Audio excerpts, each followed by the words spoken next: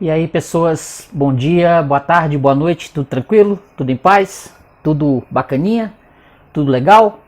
Ó, eu sou o Paulo do canal Paulo Dharma 1970. Tô aqui para a segunda parte do Verdade Sufocada do Coronel Brilhante Ustra, beleza? Esse livro aqui, ó. Esse é a segunda parte que eu vou fazer. Eu já postei a primeira, não sei se vocês assistiram.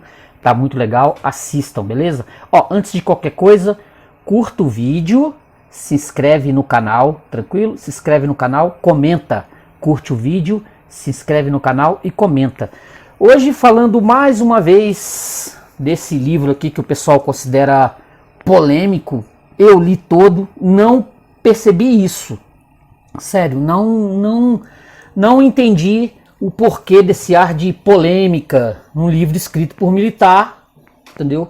Olha que como eu já citei no primeiro vídeo, a indústria cultural, todos os materiais escritos que eu, você que está aí assistindo, você leu, nós todos lemos, assistimos novelas, escutaram música de Chico Buarque, Geraldo Vandré, a literatura, quadrinho, todo esse mundo nosso brasileiro que escrito de 64 para cá, todo ele foi povoado de materiais do pessoal da esquerda. Olha, eu separei mais livros aqui, porque no primeiro vídeo eu coloquei alguns livros, porque é muita coisa.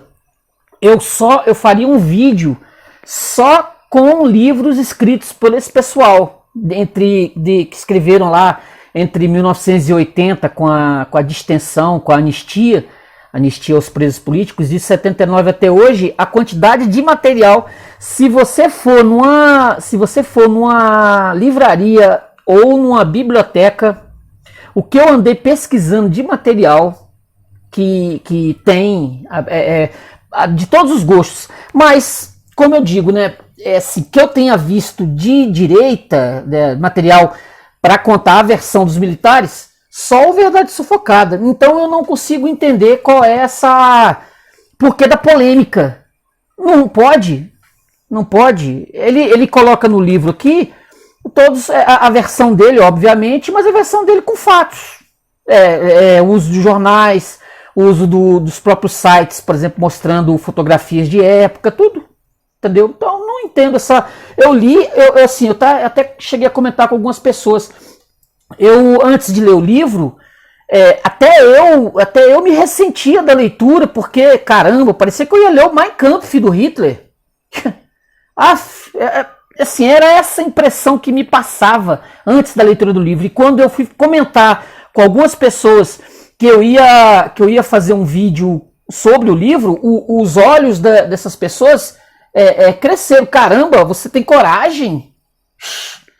Sério, não entendi. Li o livro todo, da primeira à última página, e não entendi esse ar de, meu Deus, que coisa. Olha aqui, ó, alguns livros do pessoal da esquerda, ó, Memórias do Esquecimento, do Flávio Tavares. Eu já tinha colocado um outro livro dele no primeiro vídeo, ó. Vendo, ó, Memórias do Esquecimento, a versão a versão do Flávio Tavares, jornalista que pegou em arma, entendeu? E lutou contra a ditadura, contra o que eles chamam de ditadura militar, entendeu? A contra-revolução, segundo o Ustra, do 31 de março de 1964. Então ele vai contar que a versão dele, né, da história, quem interessar, tá vendo, ó? Quem interessar, tá aí, tem livraria, tem banca de revista usada, tem sebo, tem biblioteca, você acha isso aqui em biblioteca. Tá vendo? Memórias do Esquecimento do Flávio Tavares. Não entendi isso. Não sei por que o Flávio Tavares podia escrever o livro de memórias dele e o Ustra não. Não entendi, sério, não entendi. Ó, esse. Ó, o próprio Lamarca, que vai ser muito presente no segundo volume, ó. Ó, o livro do Lamarca, escrito pelo Emiliano José e o Oldac Miranda. Esse livro tem versões mais novas, que estão aí esse aqui é próprio de 1980, logo que teve a anistia, 1980, o livro já estava nas livrarias vendendo. Vendo? Olha, do célebre Dom Paulo Evaristo Arnes. Ai, da Igreja Católica. A área, né, da Igreja Católica que pensa muito nos pobres, que pensa bastante nos pobres. Vendo? O livro do Dom Paulo. Ele pegou em armas? Claro que não, né? Mas apoiou bastante o pessoal da pessoa esquerda. Ó, tá vendo? Aqui a gente dá né, o ferro e a ferradura. Tá vendo? O material do pessoal, ó. Tá vendo? Esse outro volume aqui, que eu até achava que no segundo volume que o Ustra ia chegar a falar bastante, ó. Esse aqui, ó. Mas não tocou muito no assunto, não. Eu me ressenti um pouco disso no livro. Que ele fosse falar mais lá do Araguaia. Entendeu? A Operação Araguaia. Ele fosse falar. Escrito pelos jornalistas Thaís Moraes e Eumano Silva. Vendo? Jornalistas, a gente sabe como é que é, jornalistas, saindo das faculdades de jornalismo. Então eles foram lá aí eles vão contar, né, a história, como é que tem, é bem documentado também, bem documentado. É que é a visão do pessoal da esquerda, para variar. Ó, as fotos do povo aí, ó, que engrandece bem o vídeo aí, ó. Tem o Médici, tem o bonito do Mao Tse Tung, que a galera gosta. Vendo? O pessoal não gosta do Médici, mas gosta do Mao Tse Tung. Olha aí, tá vendo? São exemplos de livros. Olha, eu podia ficar aqui um vídeo inteiro só mostrando livros do que o pessoal escreveu entre 80 e 2020, por exemplo. Tem aqui, ó, o livro do Zé Disseu de Memórias, aqui, ó. Ó, tá vendo? Zé Disseu de Memórias, tá vendo também? Tem bastante, tem é o que não falta. É o que não falta pra galera. Mas voltando aqui pro nosso cantinho, né, o nosso querido Ustra, nessa segunda parte, olha aqui, essa segunda parte, obviamente, ele não fez primeira e segunda parte, né? Eu dividi o livro, porque como a primeira parte ficou muito, muito longa, e é muita informação, muita coisa, eu dividi o livro em duas partes, e de onde eu começo aqui é para combater o terrorismo, leis especiais. Ele vai falar exatamente daquilo que o governo militar pensou a partir de 1969, 70, já que o pau estava comendo, né? Os caras estavam assaltando banco, estava começando a haver sequestro de pessoas, tinha inclusive sequestro de aviões para levar o povo para Cuba para fazer treinamento, sequestrar avião, eles estavam sequestrando avião, estavam fazendo os tais justiçamentos, estavam fazendo não muito diferente do que a gente tem aqui no momento em que nós vivemos, porque eu acredito, isso é uma tese minha, que como os militares iam prendendo esse pessoal, ia jogando nas cadeias e não estavam fazendo nenhum tipo de monitoramento, esse pessoal de esquerda começou a fazer doutrinamento dos presos entre 69 e 70. Quando eles começaram a ser presos, eles entraram nas cadeias e começou a fazer o doutrinamento. Aí tem o PCC, o Comando Vermelho, PCC, Comando Vermelho. E os bandidos que saíram de lá saíram doutrinados. Eles presos, saíram doutrinados e passaram o manual de guerrilha do Marighella para formar esses tais comandos, né? Esse banditismo que impera no Brasil. Ó, se você pegar de 1980 para cá, você vê como a criminalidade aumentou, como ela ficou, ela cresceu de proporção, e os bandidos com aquela ideia de que eles são vítimas da sociedade. E com todos os métodos usados pelo pessoal da esquerda, né, entre 67 e 73, usando os mesmos métodos, assalto a banco, sequestro de pessoas, o tal do vitimismo, né, que nós somos vítimas da sociedade, nós vivemos, existe o imperialismo burguês. Se você pegar em qualquer favela, que eu morei em favela, se você pegar em qualquer favela, é esse sentimento que tem no traficante. O traficante, ele acha que ele é uma vítima da sociedade. Por isso que ele tem que vender droga pro playboy, para ele ganhar dinheiro, já que ele não tem outra forma de ganhar dinheiro, ele vai assaltar, ele vai estuprar, vai matar, vai vender droga, se achando vítima da sociedade. E até uma coisa que eu quero falar lá na frente, sobre as tais indenizações. que os pessoal da esquerda foi atrás das indenizações, os presos hoje, os bandidos hoje, eles se acham com muitos direitos, e alguma coisa que o pessoal da esquerda fez, né, de 2000 para cá, entre 90 e 2000 para cá, os bandidos de hoje eles também vão fazer lá na frente também, mas isso eu quero falar daqui a pouco. Olha aqui, a parte aqui, ó, para combater o terrorismo, leis especiais. Olha o que o Ustra fala, ó. Nossos acusadores reclamam com frequência de nossos interrogatórios. Alegam que presos inocentes eram mantidos horas sob tensão, sem dormir, sendo interrogados. Reclamam de nossas invasões nos aparelhos sem mandatos judiciais. É necessário explicar, porém, que não se consegue combater o terrorismo amparado nas leis normais elaboradas para um cidadão comum. Os terroristas não agiam como cidadãos comuns. Isso eu também tenho, todo bandido, quando ele, esse que eu falei do negócio do direito, o bandido ele quer a lei quando ele é pego, entendeu? Ele usa o sistema quando ele é pego, ele é preso, aí ele quer o advogado, ele paga um advogado caro, ele quer os direitos dele, mas quando ele está assaltando, ele está infringindo direitos. O que o Ustra fala aqui é que eles começaram a trabalhar com leis especiais que tinham que ser feito hoje em dia, com relação aos bandidos, né? A bandidagem. O sujeito que comete um crime e ele volta a cometer crime e ele usa desses artifícios, ele não tinha que ter os mesmos direitos que as pessoas ditas normais, não. O trabalhador, gente que pega ônibus para ir para o seu trabalho, trabalha 8 horas por dia. Por que o bandido tem que ter os mesmos direitos que um cidadão comum? Para mim sempre foi estranhíssimo, entendeu?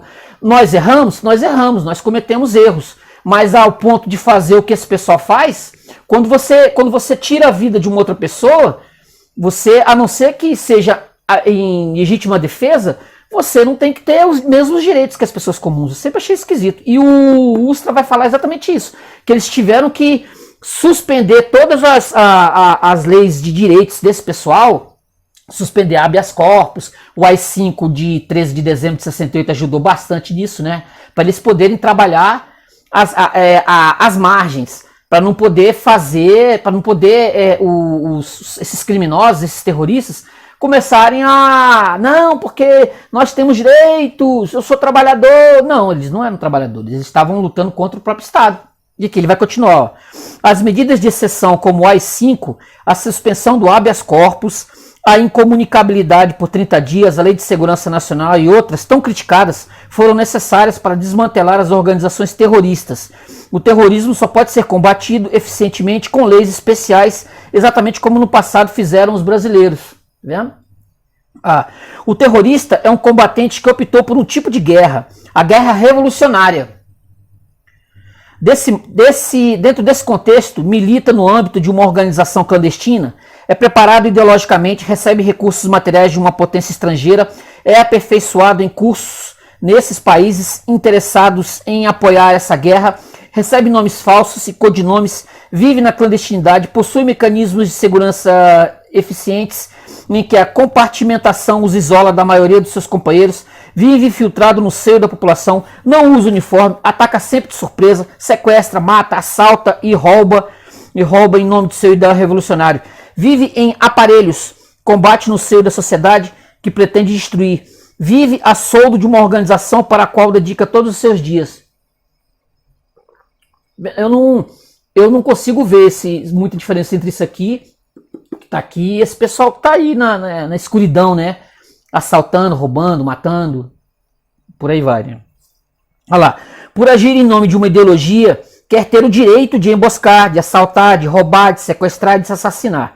Para isso, quando pratica tais crimes, lança panfletos em que se justifica dizendo que faz a justiça revolucionária. Quando ataca, é um combatente que julga ter o direito de fazer justiça com as próprias mãos. Quando é atacado, exige ser considerado como um combatente, mas nunca age como um soldado.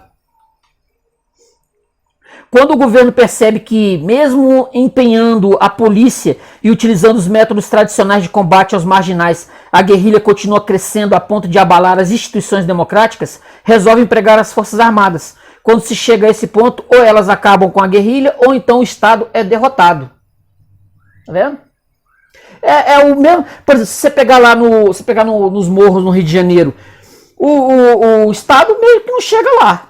Entendeu? Se você não cria meios para combater esse pessoal, a população que está lá, ela está ali sequestrada, ali é um território à parte.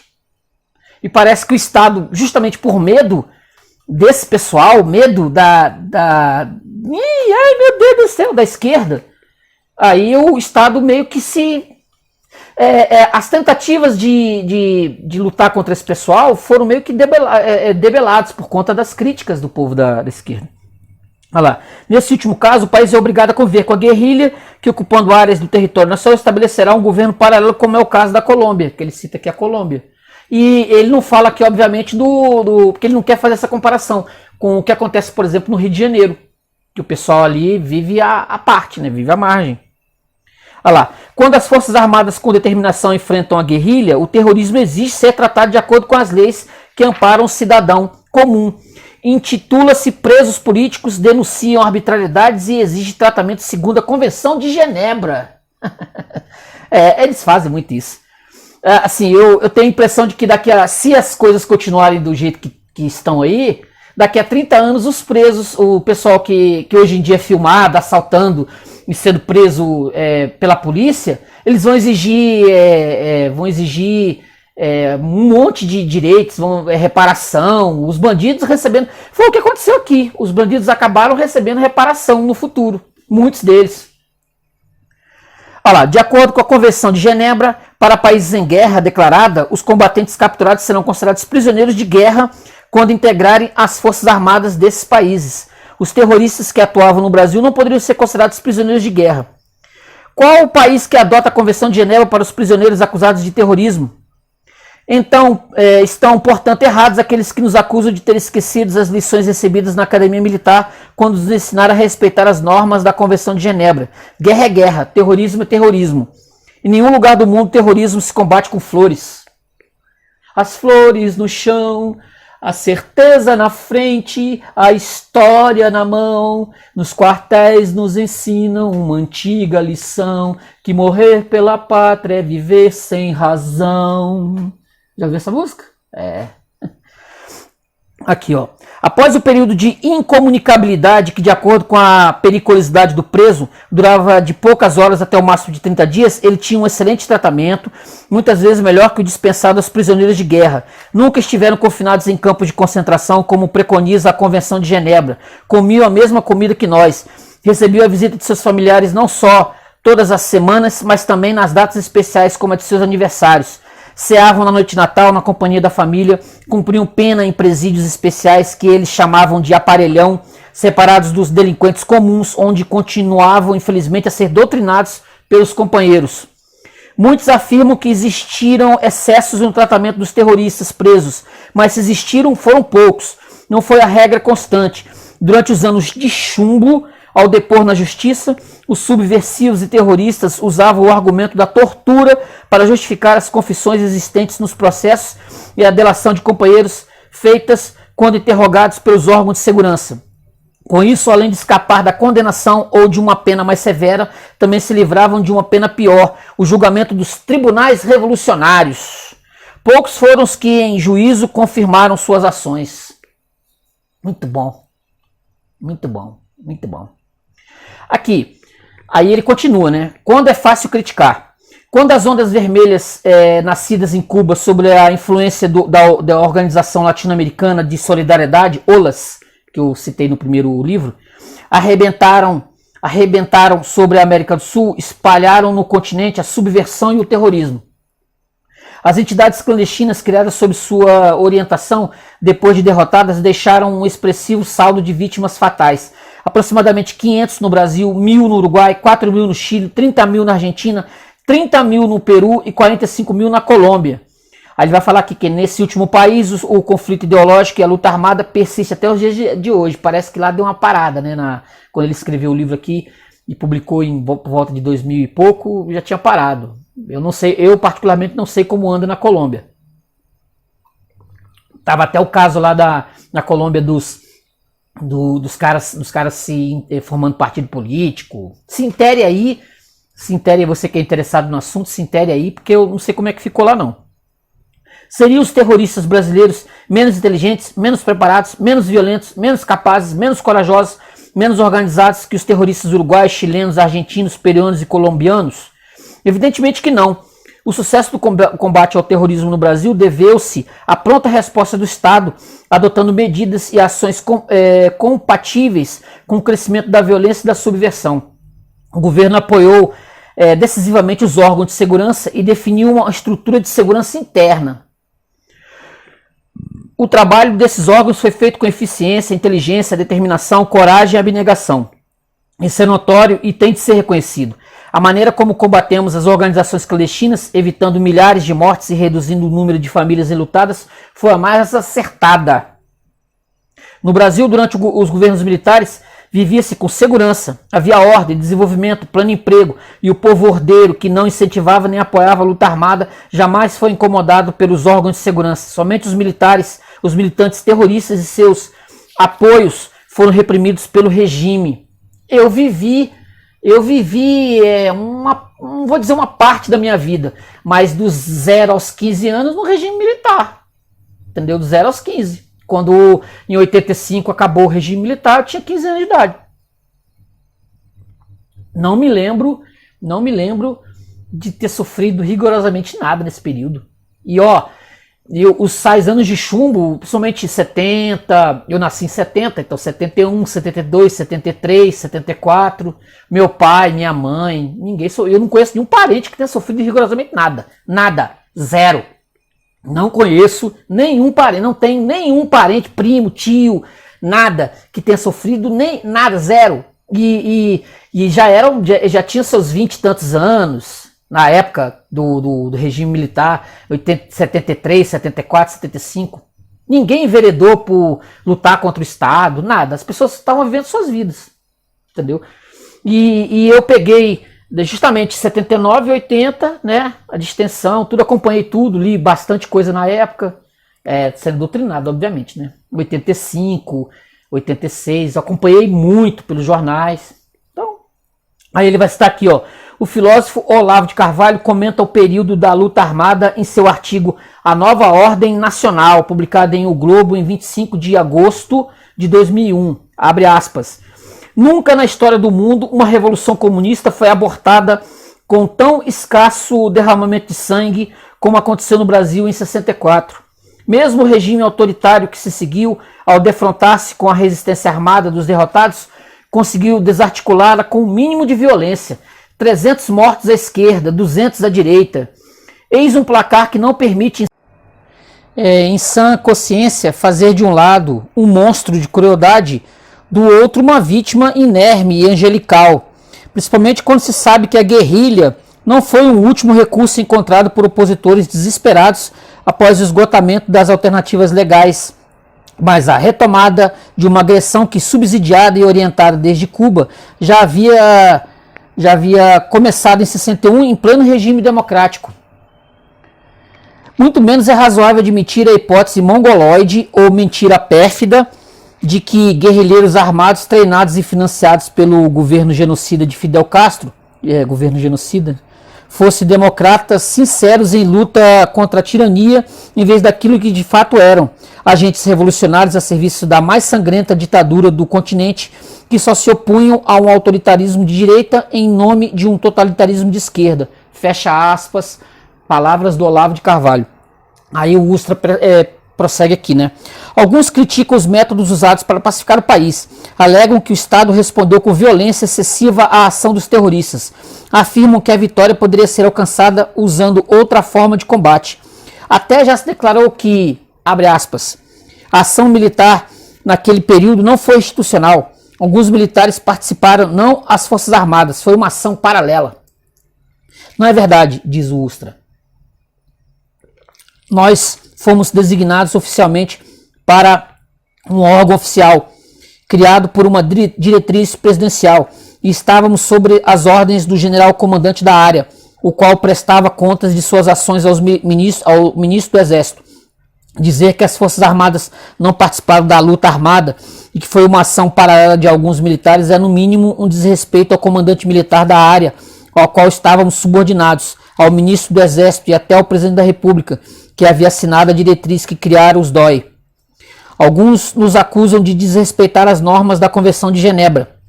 Só quem estava frente a frente com os terroristas dia e noite, de arma na mão, arriscando sua vida, nos pode julgar. É fácil criticar quando não se viveu essa época e somente se conhece a versão apresentada por setores da mídia controlados por ex-subversivos. É fácil criticar quando o governo, por ter imposto chave, ex-subversivos e até ex-terroristas, premia assassinos, assaltantes e terroristas com salários altos e indenizações milionárias como se fossem heróis.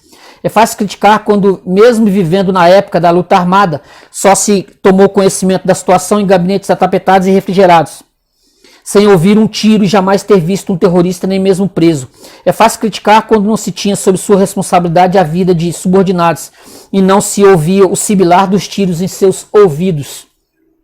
Muito bom. É fácil criticar quando não se esteve envolvido numa guerra em que o inimigo tinha a iniciativa das ações, escolhendo o alvo, a forma, o local e a hora do ataque. É fácil criticar quando não se estava sujeito a justiçamento, sequestro, sabotagem e atentado. É fácil criticar quando as famílias estavam seguras e não corriam riscos. Não queríamos a luta armada. Não a desejamos, não a procuramos, nem estávamos preparados para ela.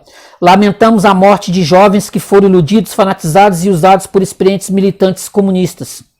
O confronto que não iniciamos, mas que vencemos, preservou a democracia. Tanto é verdade que hoje, muitos dos derrotados de ontem, os mesmos militantes das organizações clandestinas estão no governo eleitos pelo povo.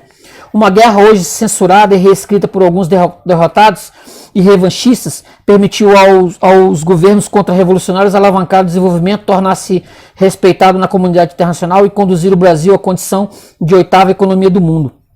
Quer queira ou não, foi com o nosso método de combate ao terrorismo que restabelecemos a paz com um número reduzidíssimo de vítimas. Em nome dessa gente que fez a hora, verdadeiramente, na defesa do país e dos princípios democráticos, é que me atrevi a escrever procurando repor a verdade dos fatos tal como vivenciei.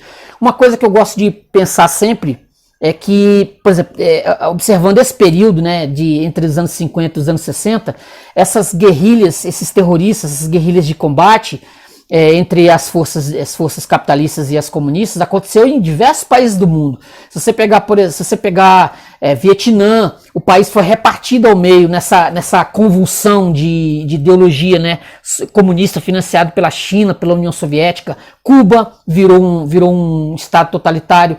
Se você pegar a Coreia do Sul e a Coreia do Norte em 53, quando teve a Guerra da Coreia, em 53, que essa guerra nunca terminou, o país é dividido. Você não passa de um lado para outro de jeito nenhum. Não passa. Você não passa. Tem uma zona desmilitarizada lá, uma parte que como a guerra não foi assim, não foi declarada, não houve vencedores. Até hoje os dois países eles vivem ainda em estado de guerra, de 53, 1953 até hoje. Eles iam fazer exatamente isso aqui no Brasil.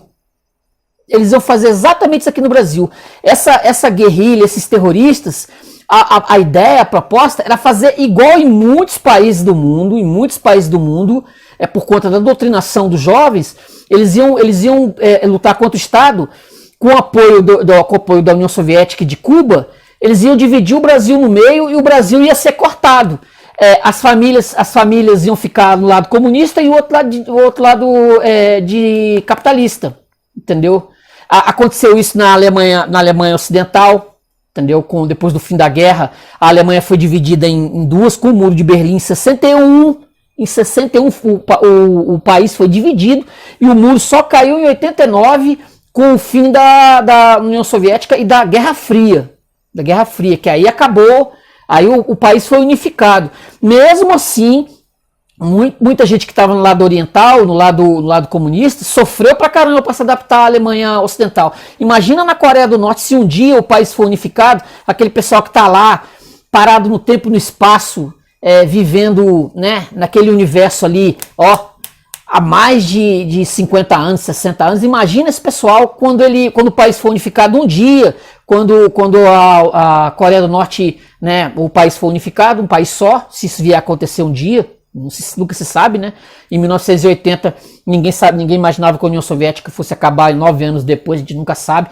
A China, por exemplo, é todo comunista. Ela não foi dividida, eles venceram a luta em que o país todo virou comunista, com um sistema econômico capitalista. A partir de 89, 90, que eles fizeram essa mudança, entendeu? Então isso ia acontecer no Brasil. Pensem bem nisso. Lendo esse livro, eu tive esse insight. Que seria o que iria acontecer com o Brasil nesse período. Aqui, ó. Aí ele vai falar o sequestro do embaixador suíço, né, dia 7 de dezembro de 70. O embaixador, os caras sequestraram o embaixador para libertar um monte de preso político que estava preso, terrorista, etc, tal. Eles sequestraram o Lamarca e com a Lamarca e mais o Alfredo Sirkis, né, que estava liderando esse sequestro, entendeu? Eles tinham uma lista de 70 presos que deviam ser soltos em troca da vida do embaixador. Aí o embaixador foi solto, né?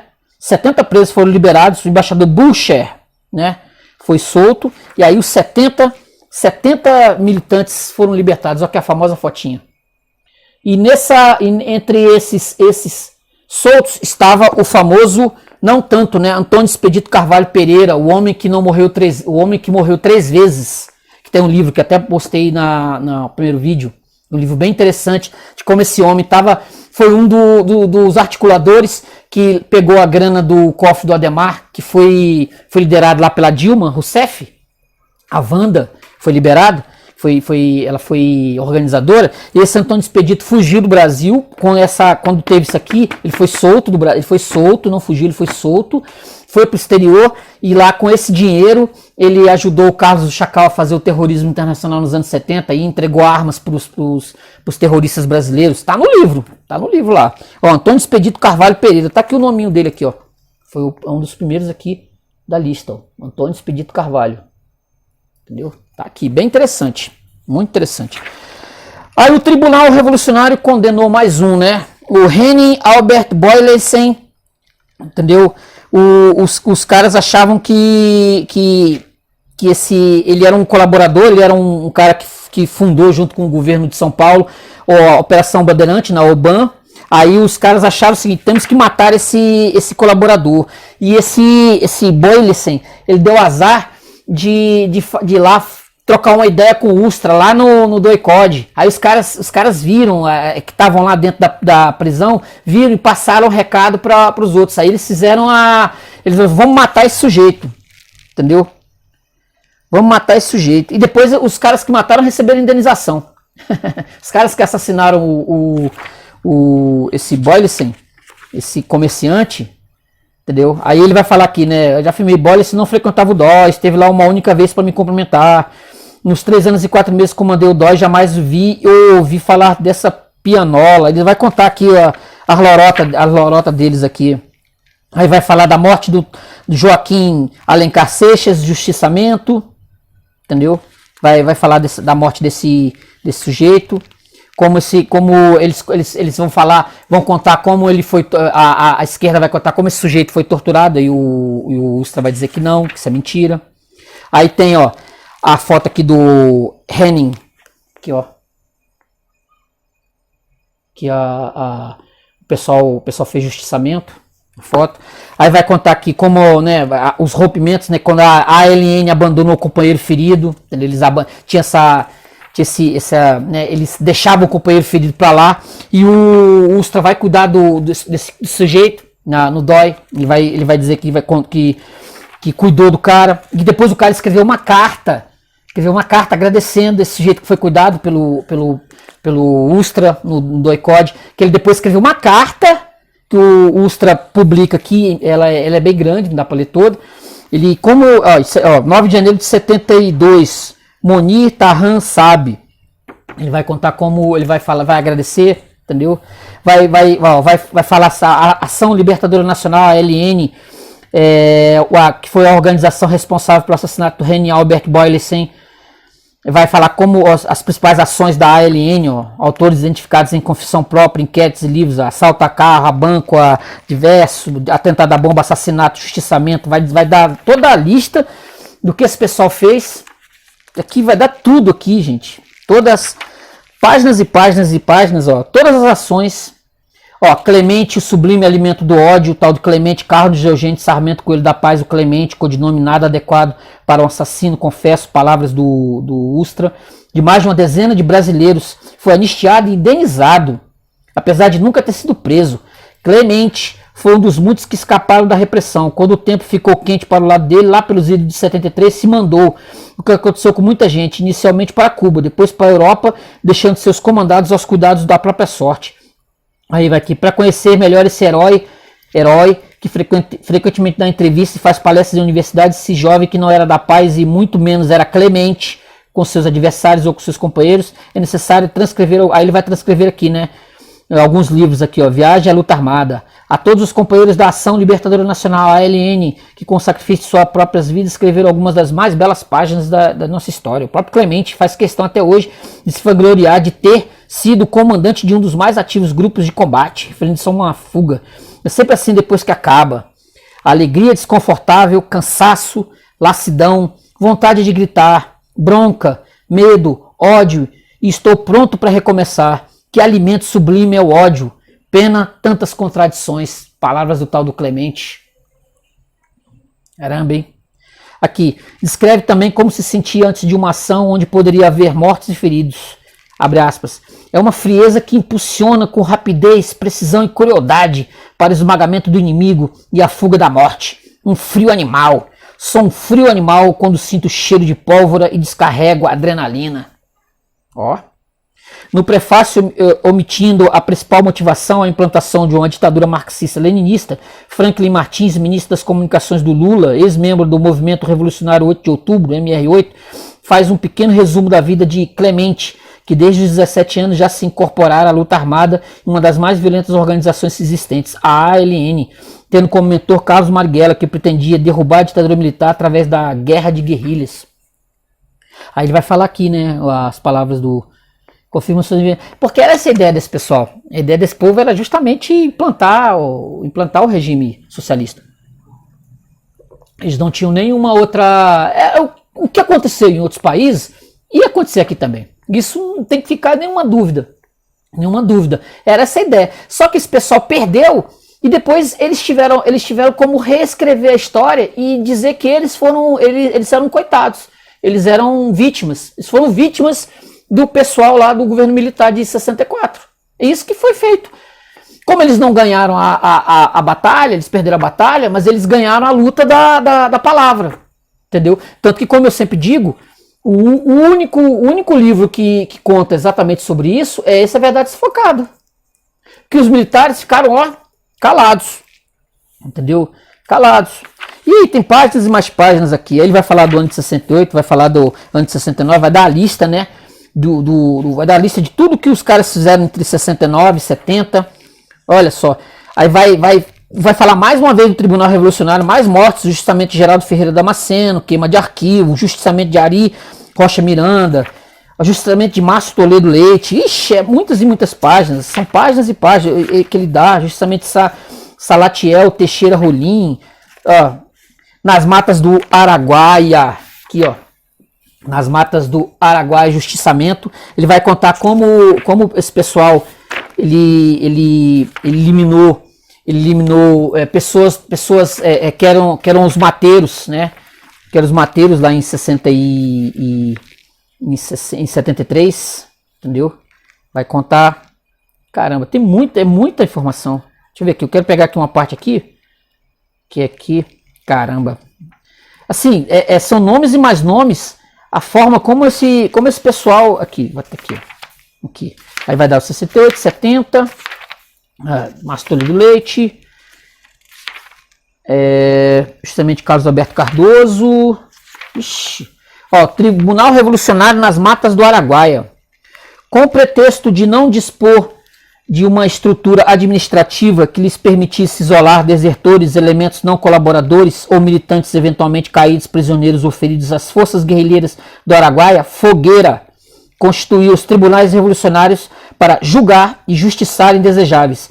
A esse poder supremo são creditadas as mortes de Rosalindo de Souza Mundico, militante desertor, e dos moradores locais Osmar, Pedro Mineiro e João Mateiro. A eliminação fria de inimigos foi tacitamente admitida no relatório Arroio, editora Ana Garibaldi, 96. E vai mais justiçamentos, são páginas e páginas. Aqui tem aqui ó, justiçado, a foto de um justiçado aqui, ó. Como é que faz? Paredão, né? Paredão. Eles chamam de justiçamento, aquela história do paredão. Se você sair, é bala, entendeu? Isso acontece também nos morros no Rio de Janeiro. Se o cara mexe com tráfico, etc. Se ele sair, tá condenado à morte também. Condenado à morte. É o mesmo sistema, igual eu falei. É a mesma modus operandi. Entendeu? Vai estar aqui os comandos. Vai falar do José Disseu. Olha lá, em 5 de setembro. Ó, o livro de memórias do José Disseu aqui, ó. Livro de memórias do José Disseu. Já que eu vou falar um pouco dele aqui, ó. O primeiro volume 1 do livro do José Disseu, ó. Vendo, ó? Pode ficar aí, em 5 de setembro de 69, José Disseu Daniel, menos de um ano depois de sua prisão em Ibiúna, foi um dos 15 militantes comunistas banidos para o México, em troca da vida do embaixador dos Estados Unidos, sequestrado pela ALN e a MR8, Movimento Revolucionário 8 de Outubro. Chegando ao México, seguiu para Cuba, onde participou de cursos de guerrilha, fazendo parte do terceiro exército da ALN, ou Grupo da Ilha, ou ainda Grupo Primavera. José Disseu Daniel sempre foi vinculado ao agrupamento comunista, que depois se transformou na ALN. Em Cuba, passou a fazer parte do grupo dissidente que, de volta ao Brasil, fundou o Molipo. No total, José Disseu permaneceu em Cuba durante 18 meses, quando teria feito uma operação plástica nos olhos e no nariz. No período em que esteve em Cuba, voltou várias vezes ao Brasil clandestinamente com documentos falsos entre 71 e 73. A revista Isto É, de 15 de dezembro de 2004, publicou o seguinte sobre as declarações de José Disseu à revista. Ele falando, né? Aspas. Disseu já recomeçou do zero várias vezes e teve tantos nomes falsos que nem ele se lembra. Uma identidade falsa entre 71 e 73. Seu primeiro retorno no Brasil na clandestinidade, vários codinomes e passaporte argentino. Novo recomeço, fez treinamentos militares de clandestinidade. Construiu uma história, levei 6 meses para isso. Você atua quase como um ator, se não é morto. Passei a entrar e sair do Brasil com arma, informação e documentos. Relembra, fecha aspas. José Disseu só voltou definitivamente ao Brasil, como sempre, clandestino, em abril de 75, quando a luta armada já havia terminado. Com o nome falso de Carlos Henrique Gouveia de Melo, radificou-se em Cruzeiro do Oeste, no Paraná, como caixeiro viajante.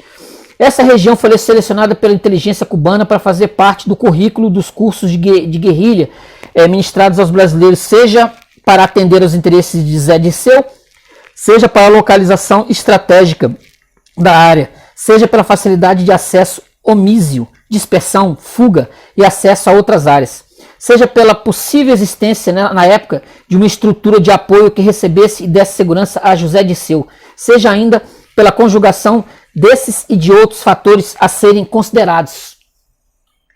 Em Cruzeiro do Oeste, com documentos falsos, casou-se com Clara Becker, com quem teve um filho, que hoje é deputado.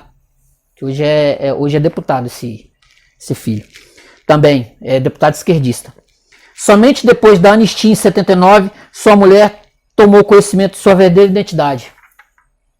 José Disseu, até junho de 2005, era chefe da Casa Civil e o homem forte do PT do governo Lula.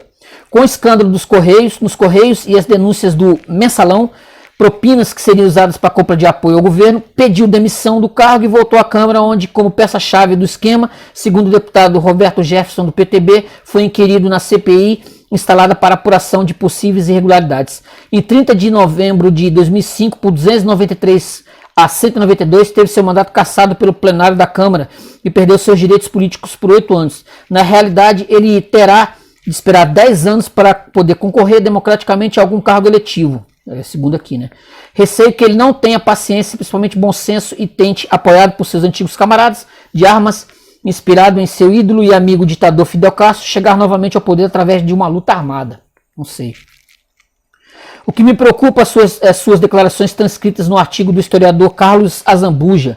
Sou um cubano brasileiro, publicado em Mídia Sem Máscara, de 7 de janeiro de 2006. No início de palavras, né, do site aqui. No início de abril de 2003, José Dirceu voltaria ao assunto, declarando que a geração que chegou ao poder com o presidente Lula deve muito a Cuba. Lembrou que nos anos do regime militar, a esquerda teve a solidariedade de Cuba com sua mão amiga e seu braço forte. A geração que chegou ao poder com Lula é devedora de Cuba e me considera um brasileiro cubano e um cubano brasileiro. José Dirceu, em um seminário do Partido dos Trabalhadores realizado em dias 15 e 16 de abril de 89, às vésperas da eleição presidencial, já vislumbrando uma vitória de Lula e recordando-se do treinamento militar que recebeu em Cuba, com o nome de Comandante Daniel, disse: em vez de comandar uma coluna guerrilheira, o grande sonho de minha vida vou ter que comandar uma coluna de carros oficiais em Brasília. Fecha aspas. Tá por aí, hein? Tá por aí. Aí vai aqui ações da tal da Molipo, né? Tal da Molipo, outra siglazinha. Cara, não vou. Essas siglas são muitas siglas, né? Que ele vai dar todo, né? Ó, matando, ó. Aqui essa tal de Molipo, ó. Ó, foto dos militares mortos. Vai dar aqui. Mais matérias. Morte do Major José Júlio Torres Martins. Aí o MR8, dissidência Guanabara do MR8. Ai. Aqui, ó, as fotos do Major que foi assassinado. Cara, se eu contar todas as histórias aqui, bicho, caramba, é muita coisa. Aí a forma como, né? Deixa eu ver aqui. Ó, combates. Aí ele vai descrever aqui combates com esse pessoal. Entendeu? Vai, mais justiçamentos, entendeu? É interessante isso aqui, né? No dia 5 de outubro de 71, um domingo, eu descansava em minha residência, conversava com o velho Expedito, ouvindo seus casos da época em que trabalhava como segurança do presidente Getúlio Vargas. Os outros 3 membros da equipe que dava proteção a mim. A gente tem que lembrar que esse livro aqui é um livro de memórias, tá? Assim, ele é também um livro contando como foi as histórias, o que aconteceu, a versão do governo militar, mas também é um livro de memórias. Ele vai falar várias vezes das coisas que ele fez, do lugar onde morou com a esposa, entendeu? São muitas histórias. Aqui, olha esse aqui, eu separei aqui, ó. Olha só, absolvido com os problemas do DOI, pouco tempo me restavam para a família. Que eu tinha falado, diligências, relatórios e reuniões me levavam a estar permanentemente em contato com os problemas que ocorriam no DOI, que iam do risco de morte de meus subordinados, passando pela preocupação com a espera do filho de Linda, que é uma terrorista que ele cuidou, e teve como é que eu vou dizer, ele cuidou, o filho dela nasceu nas dependências do COI, entendeu? Que depois esse pessoal recebeu indenização, patatal, até a recuperação do pé de Eliane, que é uma mulher que tomou um tiro no pé. Os fins de semana, quando podia, eram dedicados à família. Ia com minha mulher e minha filha de 3 anos a um parque de diversão. Enquanto ela se divertia nos brinquedos, Joséita atirava com espingarda de roller e, como tinha boa pontaria, ganhava de brinde muitos maços de cigarros. Na volta para casa, sempre preocupado, passava pelo DOI para ver o andamento do serviço. A nossa ida até lá era ótima para nossa filha. Ela brincava com o Cabeção e a Neguinha, cachorros mascotes do destacamento, corria pelo pátio, passava de colo em colo. Para os meus comandados, a presença delas naquele órgão era um absurdo, pois eu estava contrariando as medidas de segurança. Quando chegávamos, alguns presos estavam no pátio tomando banho de sol. Eles podiam informar as suas organizações que aos domingos eu costumava ir ao DOI acompanhado da família. Esse era um dado muito importante se houvesse interesse em me sequestrar. Em um desses fins de semana, quando chegamos ao DOI, Linda, Darcy, Márcia, Mari e Ryoko tomavam banho de sol e escutavam música no pátio.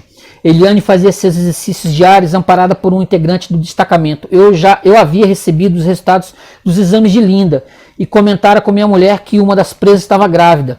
Joseíta, como sempre, sentimental e romântica, se emocionou. Imaginava Linda sofrendo com a morte do companheiro e sem o apoio da família que morava no Rio. Há dias insistia comigo para que a deixasse falar com ela. Eu relutava, apesar de que, no fundo, pensasse ser uma coisa boa. Nesse dia, ante a insistência dela, apresentei-a juntamente com minha filha as 6 presas. Tínhamos no carro muitos maços de cigarro. Minha mulher ofereceu-os a elas, que no princípio relutaram em aceitar. Conversaram um pouco e fomos embora.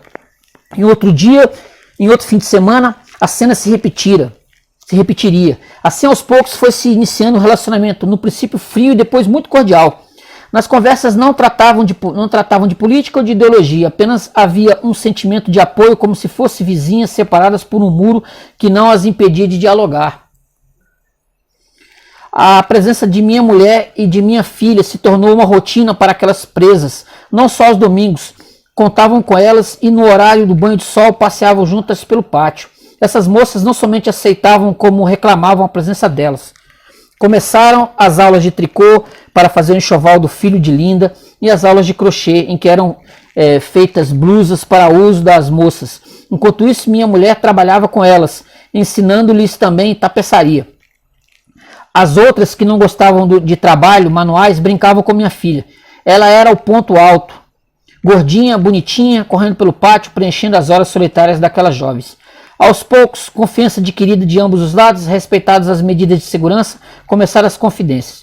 Linda falando do seu marido José Milton, de seu aparelho simples, mas com conforto, das cortinas de xadrez nas janelas, enfim, de seu lar. Eliane, lembrando cheia de saudade do marido exilado no Chile, do qual não tinha notícias, trocado pelo embaixador suíço. Darcy, de sua vida de dificuldades quando fora fazer o curso em Cuba. Mari, Márcia e Rioco, de suas famílias e de seus planos para o futuro.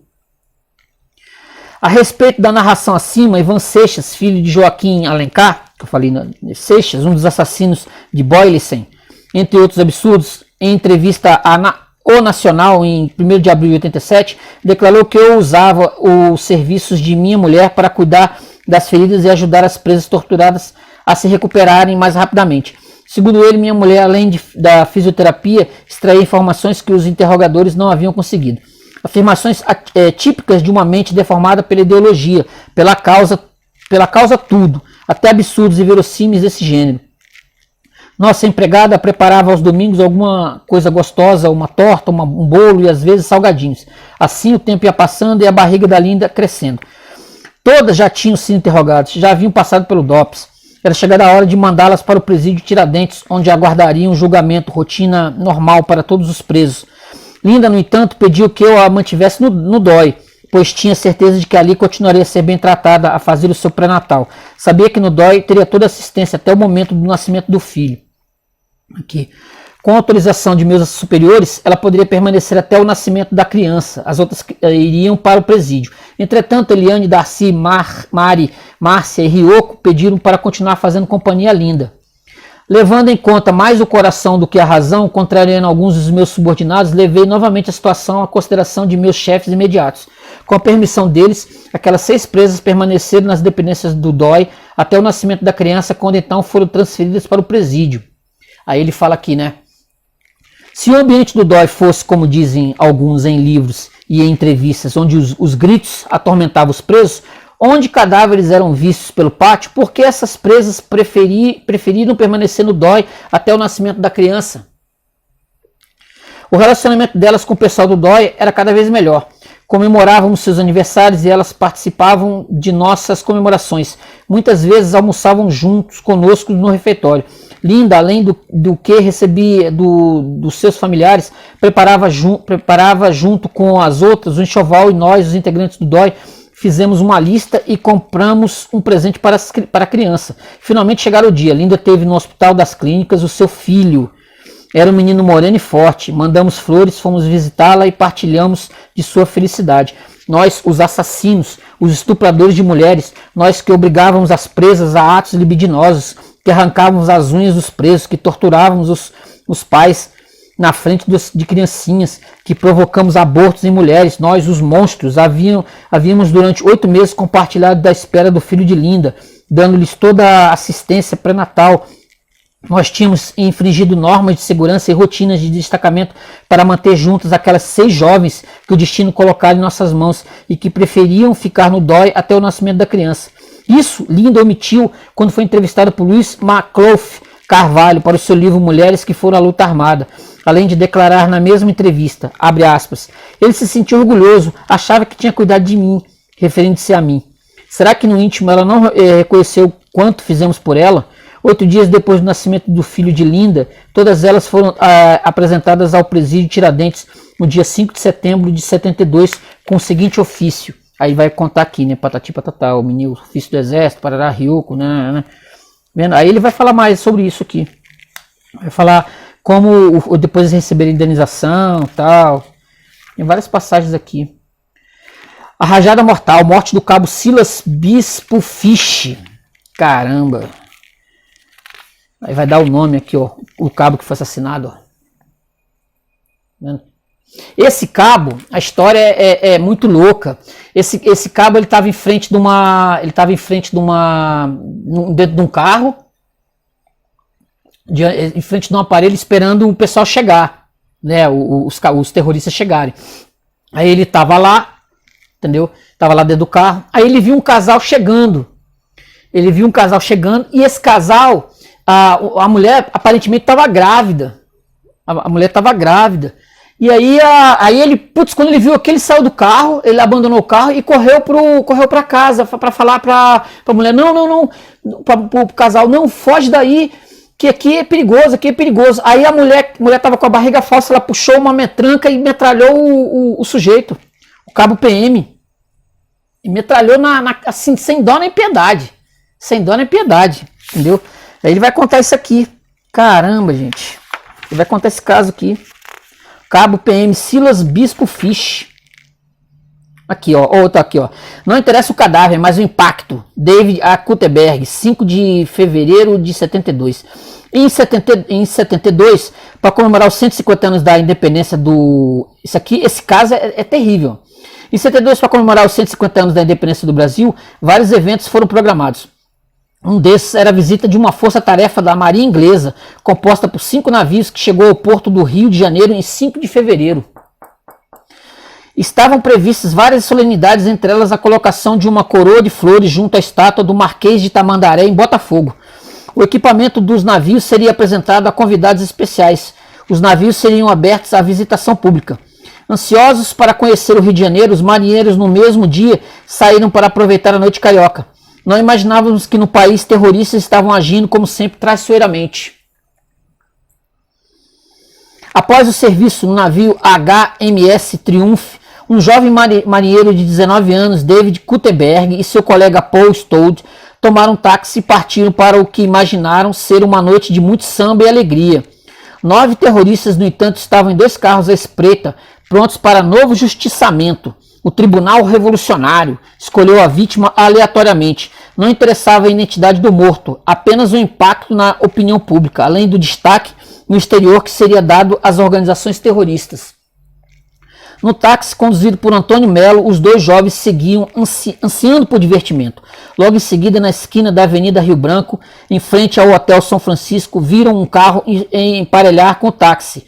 Pela janela desse carro, uma metralhadora cuspiu fogo. Foi a última visão que o marinheiro David Kutenberg teve do Rio de Janeiro. Nem chegou a ver Copacabana, que tanto desejava conhecer. Nem ouviu o som do samba, mas sim o metralhar seco dos tiros. Não teve tempo para perceber o que estava acontecendo. Morreu na hora. Seu colega Paul Stoud e o taxista atônitos salvaram-se por milagre. Lígia Maria Salgado Nóbrega jogou dentro do táxi sobre o cadáver os panfletos com o veredito do famigerado tribunal. David, como sempre, fora condenado sem direito à defesa por representar um país imperialista. O comandante da frente, composto pela ALN Valmar Palmares e PCBR, justificou o ato insano como sendo solidariedade à luta do IRA contra os ingleses. A programação da Armada Inglesa no Brasil foi suspensa. O jornal O Globo, do dia 8 de janeiro de 72, assim se referiu ao assassinato. Com esse crime repulsivo, o terror quis apenas alcançar repercussão fora de nossas fronteiras para suas atividades, procurando dar-lhes significação de atentado político contra o regime brasileiro. A transação desejada nos oferece a dimensão moral dos terroristas. A morte de um jovem inocente em troca da publicação da notícia no jornal inglês. O terrorismo cumpre no Brasil com crimes como esse o destino inevitável dos movimentos a que faltam motivação real e consentimento de qualquer parcela da opinião pública, o de não ultrapassar os limites do simples banditismo com que se exprime o alto grau de degeneração dessas reduzidas maltas de assassinos gratuitos. É um ato de covardia que bem caracteriza a frieza e a ausência de sentimento desses desajustados que os incompatibilizam com a natureza do nosso povo. O brasileiro, como eu disse, o brasileiro estava meio que por fora desse negócio. O brasileiro estava meio que por fora desse negócio. Tava totalmente... Tava nem aí. Em outros países até houve apoio.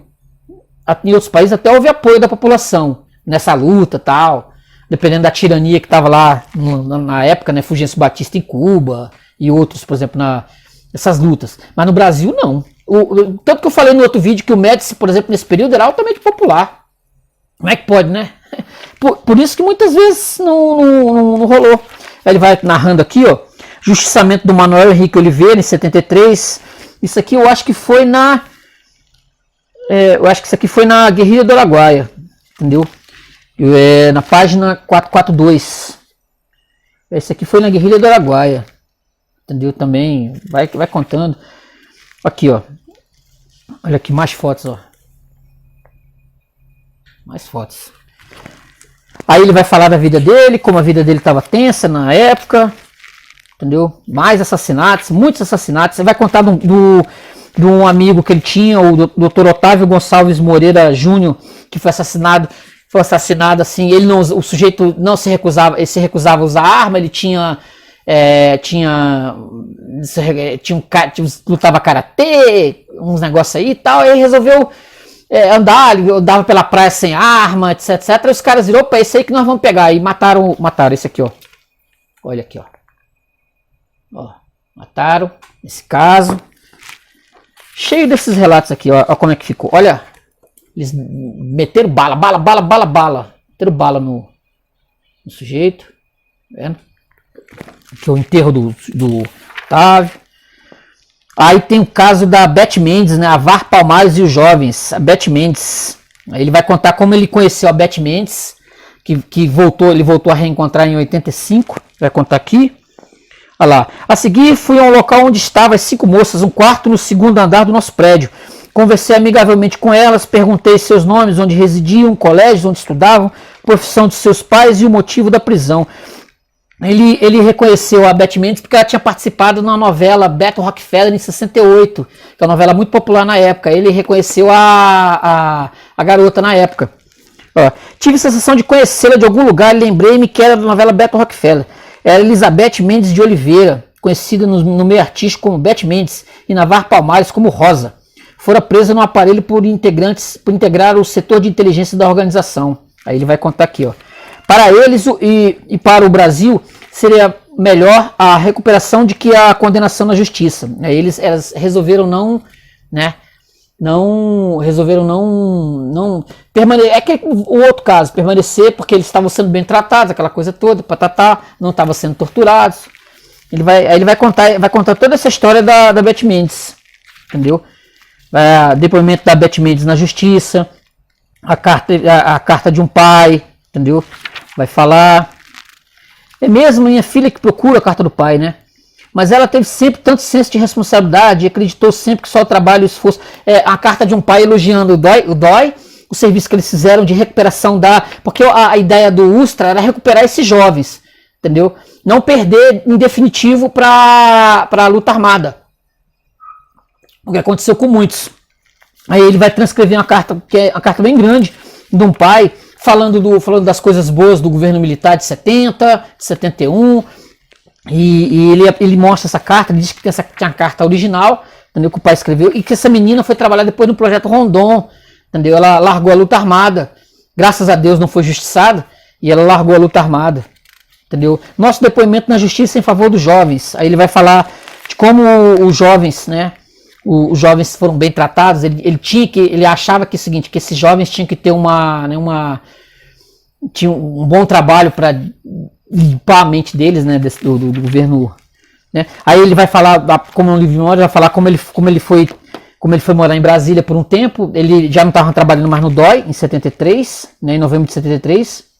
Aí ele não vai mais trabalhar no DOI-CODE, aí ele vai trabalhar em Brasília. Aí vai falar do governo o Ernesto Geisel, do 15 de março de 74 a 15 de março de 79, que aí a distensão, né, o Brasil começa a pensar no rumo da redemocratização lenta e gradual, né, que vai dar de 74 até 79. Nesse período, né, o Usta vai trabalhar em outros locais, entendeu? Trabalhar em outros locais. Ele vai falar do governo João Figueiredo, de 15 de março de 79 a 15 de março de 85, que aí vai ter a anistia, né? Vai ter a anistia em 79, que foi promulgada pelo governo Figueiredo. E vai falar que essa anistia geral e restrita, ela por lei, né? Por lei, ela não poderia haver revanchismo nem de um lado nem de outro, nem quem cometeu abusos de um lado, nem quem cometeu abusos de outro, mas que o pessoal da esquerda, eles vão refazer essa lei, né, que aconteceu, por exemplo, no governo Dilma, com o Fernando Henrique já começou, entrou no governo Lula e com o governo Dilma. Como o governo petista de 2002 até 2015, eles estavam eivados de corrupção, então eles usaram esse meio para poder, né, sair um pouco do noticiário. E aí eles resolvem o seguinte: vamos atacar o pessoal que trabalhou lá no governo militar, lá os militares, que aí vai levar isso para mídia, vai abafar um pouquinho os escândalos, né? Mas aí voltando ao governo Figueiredo, ele vai falar sobre a lei de anistia, como eu disse. Ó, a lei 6.683 de 28 de agosto de 79, conhecida como lei da anistia, assinada no governo Figueiredo, concedia a todos que cometeram crimes políticos, crimes eleitorais e aos que tiveram seus direitos políticos suspensos, a anistia ampla e restrita, proporcionando a todos os brasileiros que, direta ou indiretamente, haviam participado do movimento subversivo e da luta armada, aos banidos e aos que se exilaram voluntariamente, fugindo do país, o direito de retorno ao Brasil, além de extinção dos processos a que estavam respondendo. Excetuavam-se desses benefícios que foram condenados pela prática de crimes de terrorismo, assaltos, sequestros e atentados pessoais entre 2 de setembro de 61 e 15 de agosto de 79. A anistia beneficiou, além de 130 banidos, exilados trocados pelas vidas de membros do corpo diplomático sequestrados por terroristas, 4.522 que se autoexilaram para escaparem de processos por subversão. Além desses, também foram beneficiados por ela 52 outras pessoas que estavam presas, dos quais 17 libertadas imediatamente e 35 depois de uma análise mais detalhada de seus processos. Em 1º de novembro de 79, os primeiros autoexilados começaram a voltar. Determinava a lei que todos os anistiados poderiam, no período de 120 dias seguintes da sua publicação, requerer seu retorno ao serviço em caso de concessão de benefício, serem readmitidos sempre no mesmo cargo ou emprego, posto ou graduação que o beneficiado civil ou militar ocupava na data de seu afastamento. O tempo do afastamento dos servidores, você vê como o governo militar, né, ele concedeu, ele nem precisava, se não quisesse não faria, né? Mas isso foi um acordo com a sociedade, né? A sociedade foi lá. O tempo era restituído todos os direitos políticos. Em caso do servidor ter falecido, também era garantido aos seus dependentes o direito das vantagens que lhes seriam devidas caso fosse vivo. A lei também garantia anistia aos empregados de empresas privadas que, por motivo de participação em greves, houvessem sido demitidos. Como todos os artigos dessa lei, o artigo 11 é claro e diz textualmente: essa lei, além dos direitos nela expressos, não gera quaisquer outros, inclusive aqueles relativos a vencimentos, soldos, salários, proventos, restituição atrasada, indenizações, promoções ou ressarcimento. Não seria o que iria acontecer, na medida em que os perseguidos políticos iam assumindo o poder. A anistia claramente tornou-se via de mão única, em direção às esquerdas e aos esquerdistas vencidos na luta ideológica. Não se tornou conquista do povo brasileiro como sonhavam os seus formuladores, mas instrumento de um revanchismo imoral. Entendeu? Aí ele vai publicar a famosa, que eu não vou ler toda. Eu não vou ler toda porque ela é muito longa. Mas tem uma passagem aqui né, ele vai fazer o julgamento da Revolução, vai contar como, né, 64 foi um período que estava lutando contra as forças de esquerda, comunista, etc, e estava no mundo todo. Ele vai falar sobre isso, papapá, vai falar sobre como o Brasil cresceu nesse período, tal, nesses 20 anos, entre 64 e 84. Aí tem a parte que eu mais gosto da carta, que eu até sublinhei aqui, que é um parágrafo que eu com relação ao que está acontecendo agora no mundo, e esse aqui, a própria Organização Globo, como mudou, né, o pensamento lá, tal. Isso aqui, ó. Não há memória de que haja ocorrido aqui ou em qualquer outro país que um regime de força consolidado há mais de 10 anos se tenha utilizado do seu próprio arbítrio para se autolimitar, extinguindo os poderes de exceção, anistiando adversários, ensejando novos quadros partidários em plena liberdade de imprensa. É esse, indubitavelmente, o maior feito da Revolução de 64. Você não viu isso em Cuba, você não viu isso na Coreia do Norte. A própria Venezuela, por exemplo, se você parar para pensar hoje em dia, você vai ver que eles querem sair anistiar, de jeito nenhum. Só o Brasil mesmo, só os militares brasileiros mesmo que pensaram em fazer um negócio desse. Ninguém quer largar poder, ninguém quer largar o osso, entendeu? E aqui o governo militar não, eles cansaram, encheu o saco.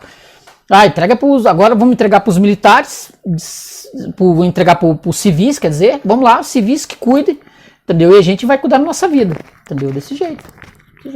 E hoje em dia até nem querem mexer muito com muita confusão que está acontecendo aí e tal. Eles querem viver a vidinha deles lá, tal, no quartel.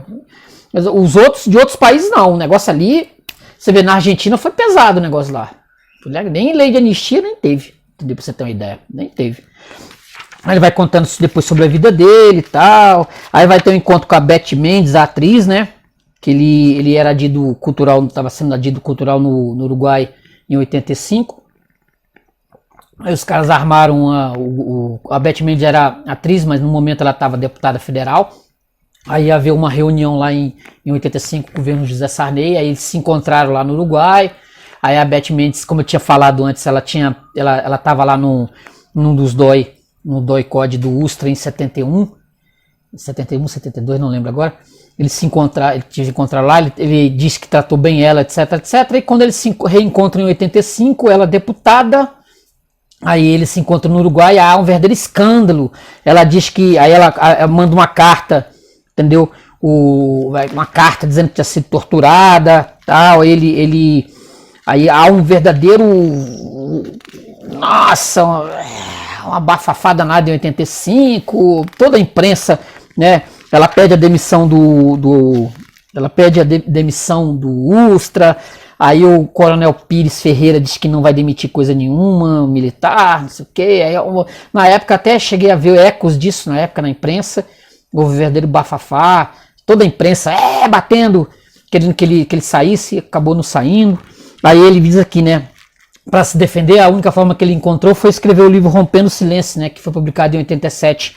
Já que o livro Rompendo o Silêncio está esgotado e os direitos autorais são totalmente meus, não podendo, portanto, continuar a ser comercializado por ninguém, resolvi, em A Verdade Sufocada, fazer um resumo dos fatos e rebater novamente as mentiras da atriz, entendeu?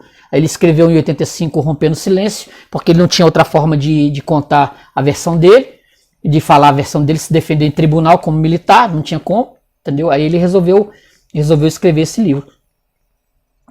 E foi logo em 87 que foi publicado. Aí o bate-boca entre ele, né, e a Beth Mendes, né, a atriz, que ele disse que conheceu na novela, por conta da novela Beto Rockefeller, né.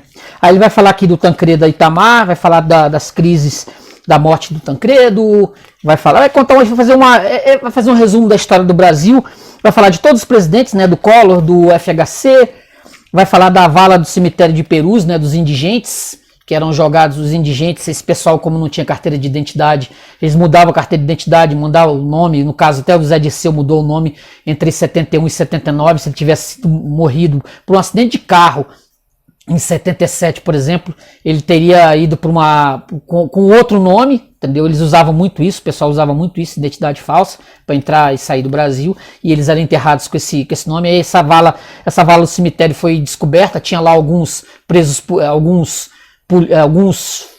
terroristas lá que foram jogados por conta da família não saber nem que tinha morrido, com outro nome, era enterrado.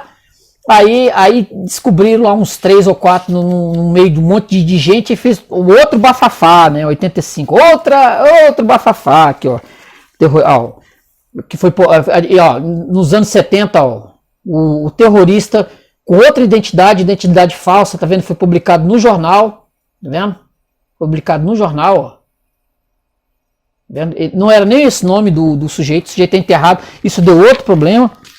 Mais problema, páginas e páginas. Aí, como eu falei, vai falar do governo Fernando Henrique Cardoso, vai falar mais sobre revanchismo, vai falar sobre indenização, lei de desaparecido político, vai contar aqui, ó, relação dos mortos e desaparecidos que esse pessoal, muitos que receberam listas e listas de pessoas que tiveram Araguaia, que receberam indenização, as famílias receberam indenização a partir de 95, um monte recebendo indenização, gente recebendo indenização, pô, um monte, cara. Parece que esse pessoal lutou a tal da luta, fizeram a luta armada para receber grana, né? Parece que esse pessoal só. Não, a reparação, Carlos Heitor Coni, que nunca pegou em arma por coisa nenhuma, no jornalista, recebeu 20 mil reais por mês, mensal até morrer, entendeu? Vai estar aqui, ó, deferido, um monte. Esse pessoal parece que só fez. Cara, só era para isso, as famílias recebendo, até um caso até da criança que estava na barriga da mãe, que depois recebeu indenização também 30 anos depois, entendeu? Por estar na barriga da mãe. Tem uma lista aqui, a lista é grande, entendeu? Lista é grande. Aí ele vai dar uma lista dos que não foram, a lista dos que não, né, de pessoas que também que não eram da luta armada, que não eram terroristas, militares, etc, que não receberam indenização. Ele dá os nomes aqui, entendeu? Dá nomes, ó, os nomes também, dá os dois lados, deu o lado do pessoal de lá e o lado do pessoal de cá, tá vendo? São listas e listas, muito interessante, muito legal. Aqui, ó, o resumo, ó, da lista: 43 civis, todos esses que morreram, 43 civis, 34 policiais militares, 12 guardas de segurança, 10 policiais civis, 8 militares do Exército, 3 agentes da Polícia Federal, 3 moradores do Araguaia, 2 militares da Marinha, 2 militares da Aeronáutica, um major do Exército Alemão, um capitão do Exército dos Estados Unidos e um marinheiro da Marinha Real Inglesa, aquele caso que eu falei, que eu relatei, que morreram e nunca... o marinheiro nunca recebeu indenização. Aí vai falar do tal do governo Luiz Inácio Lula da Silva, né, 1º de janeiro de 2003 a 2007. Vai falar dos escândalos e mais escândalos, Correios, a máfia dos Correios, mensalão. Vai falar dos sem terras sem limites, né, aqueles sem terras na época do governo Lula faziam o que queriam. O tal do Stedley andando de avião para lá e para cá. Luta armada, vai variar. Vendo? Ó.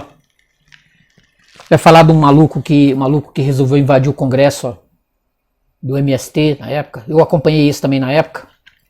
Vai falar indenizações até quando? Olha lá. A Lei 6.683 de 28 de agosto de 79, a partir do governo de Fernando Henrique, criou a Comissão de Anistiados Políticos, que vem sendo ignorada e deturpada. A anistia indeniza 7 de uma mesma família.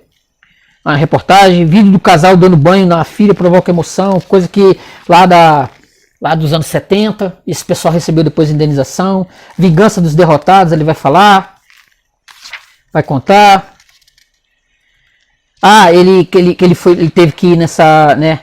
Ele teve que ir numa. Eu lembro disso nos jornais, ele indo para depor, mas aí os caras não foram, entendeu? Queriam só que ele aparecesse para estar no outro dia nos jornais, uma gritaria nos jornais. Eu lembro disso, eu lembro do rosto dele aparecendo no telejornal da noite, assim, no Jornal Nacional, coisa assim. Mas ele disse que foi lá e...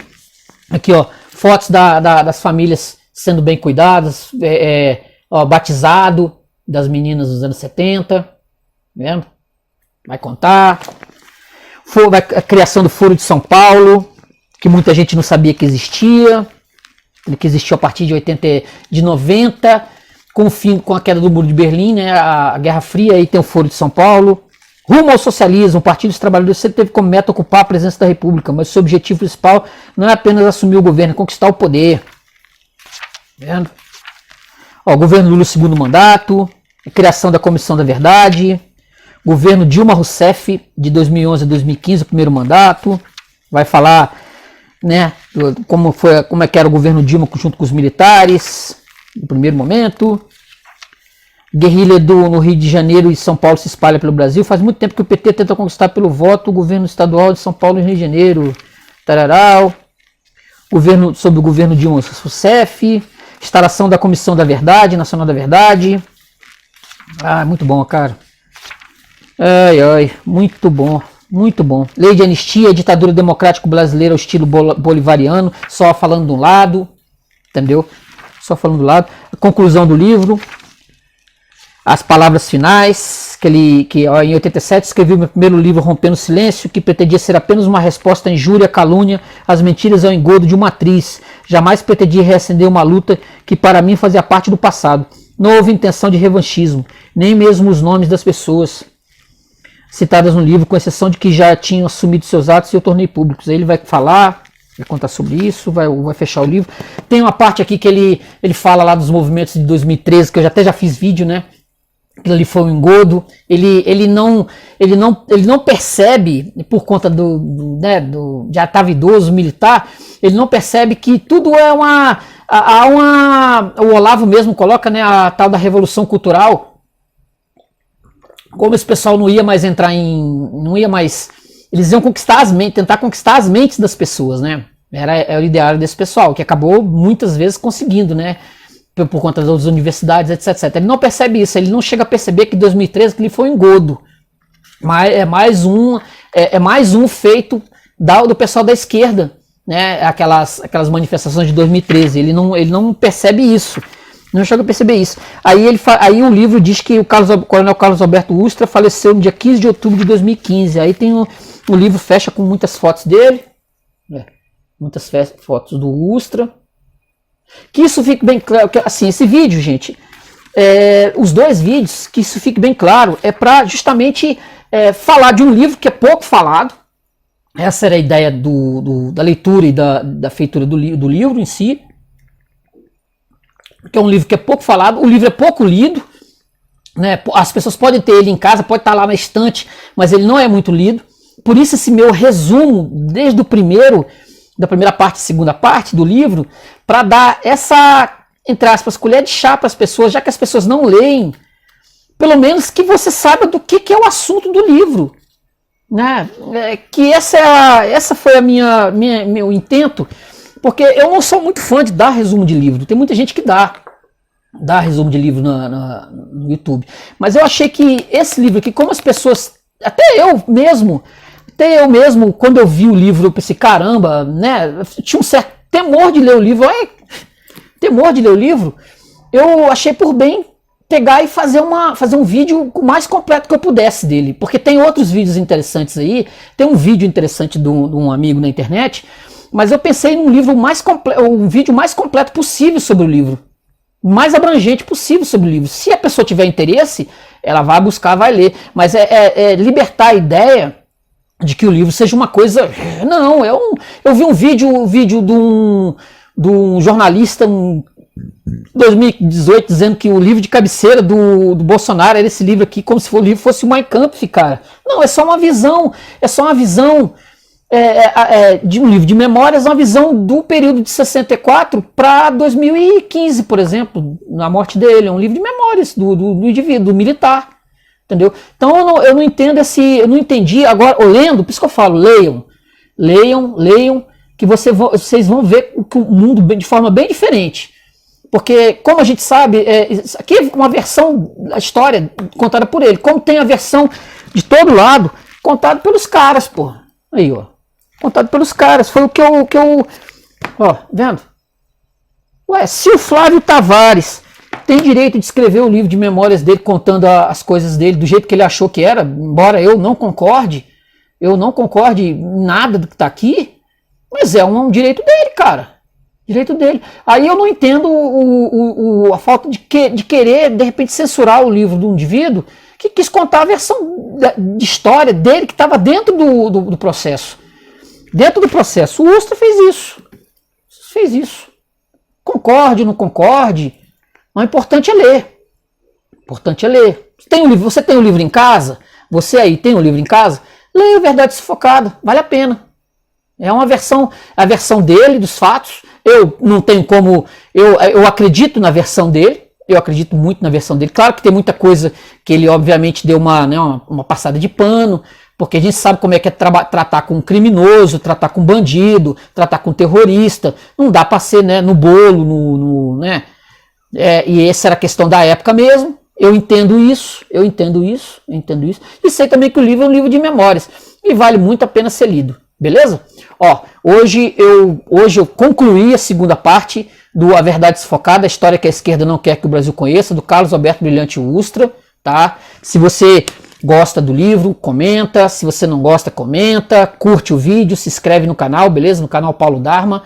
E eu vou fechando por aqui, beleza? Ó, A Verdade Sufocada, do Carlos Alberto Brilhante Ustra. Tranquilo, gente? Valeu, tchau, até a próxima.